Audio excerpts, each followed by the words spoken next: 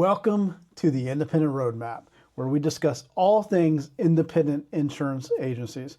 I'm one of your hosts, James Roberts, the Regional Vice President for MIAA, and with me is co-host John Scheer, also the Regional Vice President for MIAA. And we got an exciting topic today. So John and I sit in a lot of carrier meetings, especially around the end of the first quarter, going into the second quarter, and we have heard from a lot of our national partner carriers. And so today, we want to talk to you about the things that we're hearing on both a personal and commercial insurance perspective from our carriers. And so, John, before we get started on personal insurance, though, I do have a question to ask. So, John, I just have to ask, with Masters Week wrapping up here, do you have any Masters traditions that you or your family do? No, we don't. We end up usually watching the final round on Sunday. But no, we really don't. We joke around about some of the back facts about what actually goes on at the Masters and some of the odd facts. But no, we do not. How about yourself? I haven't watched enough golf over the years. I watched golf in my early 20s, all throughout my 20s, maybe early 30s, and then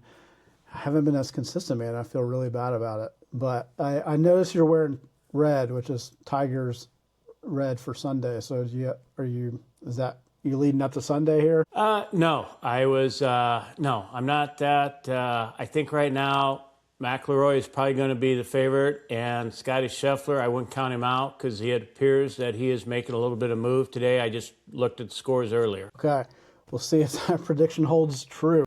All right, so John, with that, you've been involved in these carrier meetings alongside with me and our agency growth coaches. Talk to us, what are you hearing from your perspective on the personal insurance side? Well, I went back and I looked at my notes. We've talked to several carriers about the personal lines. And the one thing that echoed among all of them is profitability. There is a fine line right now with profitability that they're all looking at. We started seeing that towards the end of 2025 when a major insurance carrier company-wide restructured things to make it more profitable from the standpoint because, one, loss ratios were higher. The cost of everything was a lot higher to replace. Interest rates were higher. Inflation was higher. And right now, the whole focus right now has been on profitability. I wouldn't say that we're in a complete hard market, but I wouldn't say that we're getting to a soft market. We're kind of in between. Some of the carriers are loosening up, and from that perspective, they're loosening up from the standpoint of what they will and won't take. Some are starting to take codes that they were not taking before. Even the rating agencies have kind of came in line with the same features. I mean, if you take a look at it towards the end of 2024, we had a major personal lines carrier get downgraded. Towards the end of last year, we had a major carrier get downgraded. The biggest thing that they kept bringing up was profitability. I think one of the larger carriers that, to be honest with you, James, that did take a look at their restructure is that maybe they were concerned about what the carriers were looking at them. So I think what everybody is telling us, they're optimistic about 2026, but they're also very concerned because you have to admit, in the Midwest, for example, where I'm at here in Nebraska, we just had one of the largest fires we've ever had on record. It burned out hundreds of thousands of acres out in the western part of the state, and so those losses are just starting to get turned in. It could have a very profound effect on what goes on in the western part of the state. So that's the biggest thing I've seen that echoed in all of them is profitability. They all want to get back to where it was. But again, right now, profitability is the key. Yeah, that's something I've also heard, John, is profitability is coming back down. They're trying to get under that 95% combined loss ratio overall. And I think a lot of carriers are at that point. And so you mentioned they're starting to open up, especially things like roof age. They're starting to expand beyond the 10 or 12 years, maybe going 15. I heard a carrier earlier this week say they were about to go to 20 years in the Midwest, which is, it just seems unbelievable. So definitely a lot of opening it up. And you're right. I think we're coming off the hard market. We're not fully into a full soft market.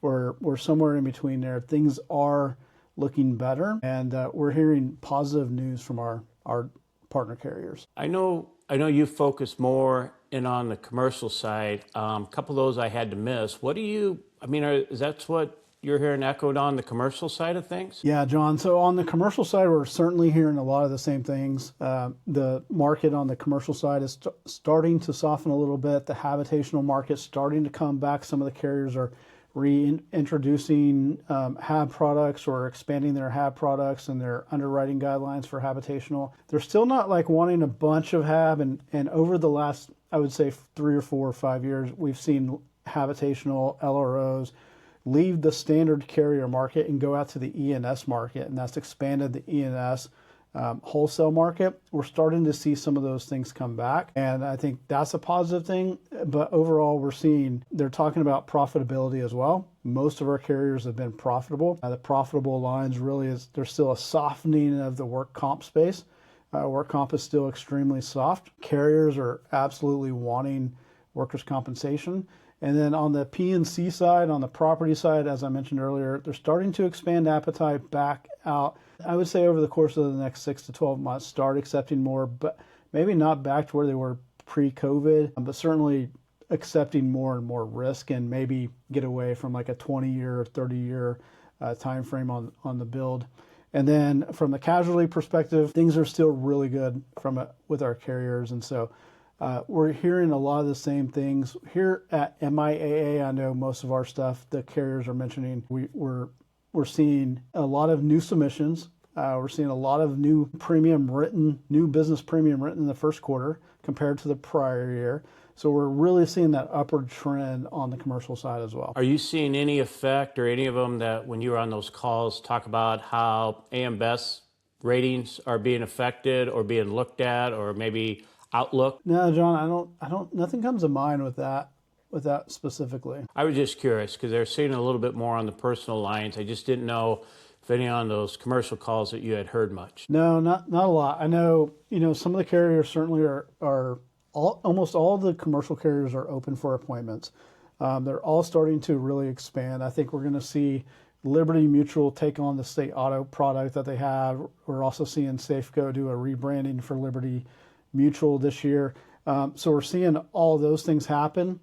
We have some really strong carriers in the farm space, and then we also have really just strong regional carriers and players that we're bringing on board, that we're partnering with, and so that's really good for our members. Overall, very positive outlook for 2026 so far.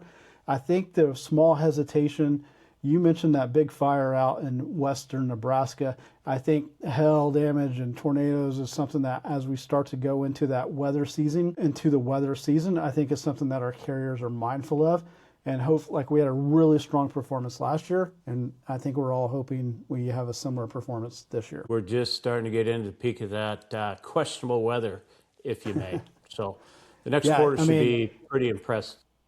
Yeah, you get it over there in Lincoln, Nebraska. I get it here in Kansas City. So, on all sides of the border here, we're all worrying about the same thing. What's that storm coming across? What that's going to do for our clients? Well, James, if they have any further questions, what is the best way to get a hold of you? If you're interested in joining MIAA, or you want to talk more about the independent roadmap or the independent channel, with regard to agency, you can reach me by my cell phone, 816-401-7417, or you can find me on LinkedIn, James Roberts-KC. And John, how about you? Same thing. If you want to have any further questions about MIAA or SIAA, feel free to reach out. My direct number is 402-9496. And I am listed out on LinkedIn under John Scheer, and that's Scheer.